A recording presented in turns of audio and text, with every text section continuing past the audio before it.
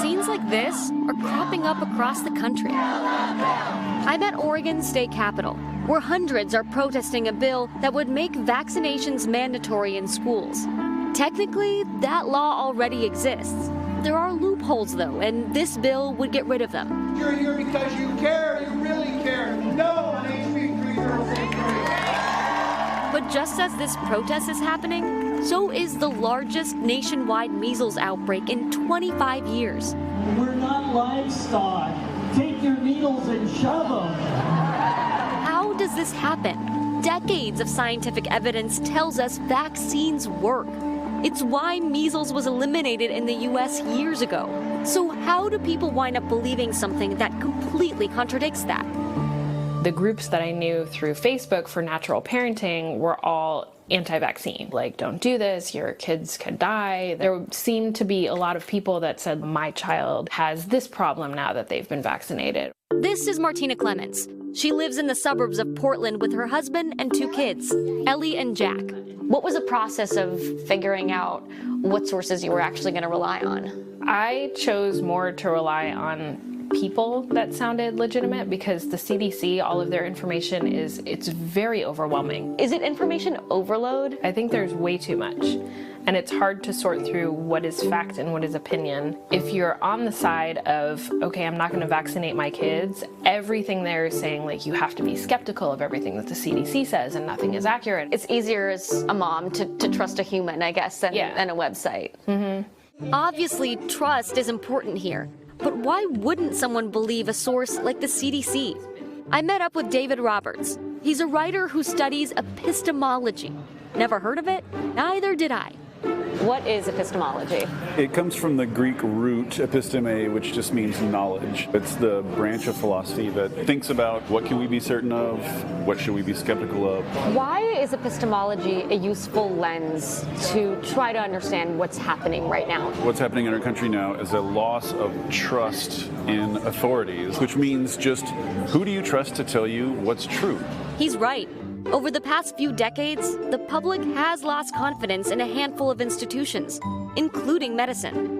As the mainstream institutions lose trust, you see these sort of trust entrepreneurs growing all over the internet, telling their own stories for why they're the proper authority and why the mainstream authority is lying to you, right? Truth becomes a debate. You just are choosing, do I believe the mainstream sources, or do I believe this alternate source? These alternate sources aren't exactly hard to find. Take this Google search, should I vaccinate my child? There's the CDC, but immediately after that, 2 websites skeptical of vaccines. Once you get in this internet world where just every authority is on the same level, it just all becomes arbitrary. Is there a way to actually reach people in this climate? When you try to debunk this stuff, you just end up reinforcing it. The only thing that could change their mind is a voice from within. Comes back to trust. And leading them out. But like, who's gonna do that? Well, some people are out there doing that.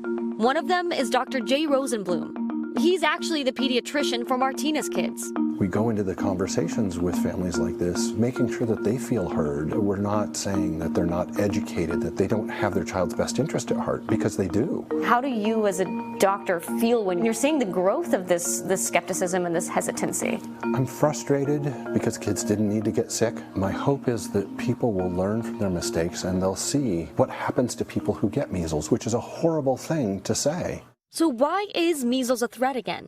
Well, outbreaks typically start after someone travels to the U.S. with the disease. If a community has an immunization rate of 95%, it shouldn't spread. But vaccine coverage has fallen in certain areas, making outbreaks more likely.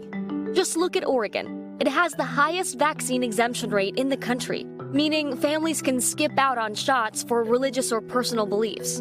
These exemptions are often fueled by vaccine skepticism, and they've increased in a handful of states over the years. What we're seeing is a real-world consequence of the misinformation crisis. In a world of so much information, what is it that cuts through to people? Telling them stories. When I tell the story of the family that I took care of, whose baby died of whooping cough, it's a real reaction.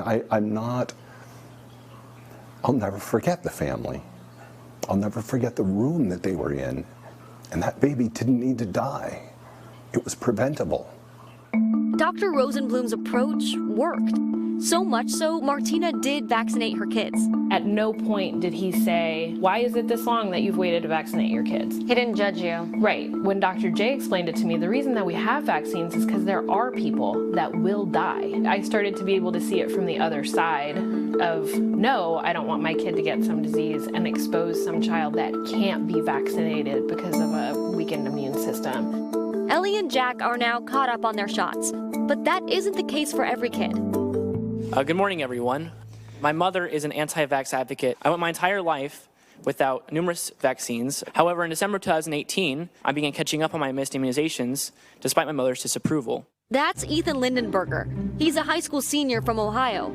His story blew up after he went on Reddit to ask how he could get vaccinated. When did you start to think some of the stuff my mom is telling me might not be right? I would see that people would disagree with her, so I went through the CDC and found this article that said, very clearly vaccines do not cause autism, and went into why. You both came to your conclusions through similar methods. You both went online. What do you hope people take away from your story? I've had people contact me that are moms that said because of my story, that they saw more appeal to evidence, because I'm a human face. I'm a real person with a real situation. And that's what it's really all about, telling good stories. Think about it. When's the last time you changed someone's mind simply by fact-checking them? Or vice versa. When it comes to changing someone's beliefs, facts just aren't as convincing as feelings.